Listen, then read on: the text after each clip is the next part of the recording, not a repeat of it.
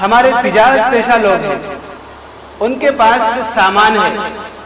سامان تجارت پر بھی زکوٰۃ ہے۔ سامان تجارت پر زکوٰۃ کی تفصیل یہ ہے کہ اس کے اندر جتنے اس کی فروخت قیمت ہے، آپ خرید کر لائے ہیں اسے مثلاً 50 روپے میں، وہ بکے گا مثلاً 60 روپے میں، تو اب زکوٰۃ جو ہے آپ کو اس کی 60 روپے کی دینی ہے، 50 روپے کی نہیں۔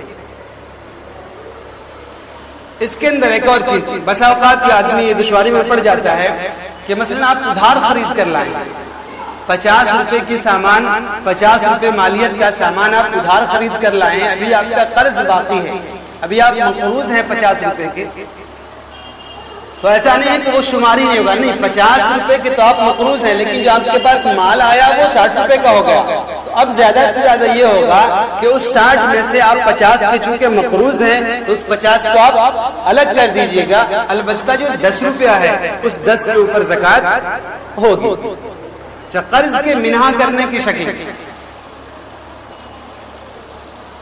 بہت سے لمبے قروض ہوتے ہیں، لمبی مدت کے لیے قرض لیا جاتا ہے، مثلا 10 سال کے لیے، 20 سال کے لیے ادائیگی کرنی ہے، قسط بنا ہوا ہے، ہر سال آپ کو 10,000 روپے ادا کرنا ہے،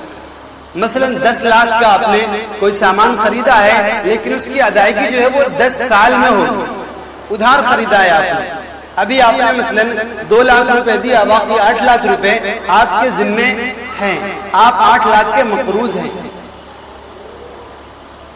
اس کی زکوٰۃ کیسے ادا کی جائے؟ بہت باریک مسئلہ ہے، بس بتلا دے رہا ہوں، کسی کو سمجھنا ہو تو براہ راست مجھ سے رابطہ کر سکتے ہیں یا کسی اور سے بھی رابطہ کر سکتے ہیں کہ 8 لاکھ روپے کے آپ مقروض ہیں، آپ نے کوئی مشینری خریدی یا کچھ خریدا، 8 لاکھ روپے کے آپ مقروض ہیں، 2 لاکھ آپ ادا کر چکے ہیں، تو اب زکوٰۃ دینے کے وقت ایک تو سیدھا طے سمجھ میں آتا ہے کہ آپ جو زکوٰۃ نکالیں گے تو سیدھا سے 8 لاکھ روپے اس میں سے منہا کر دیں کہ 8 لاکھ کے آپ مقروض ہیں۔ اس سے بہتر شکل یہ ہے کہ نہیں،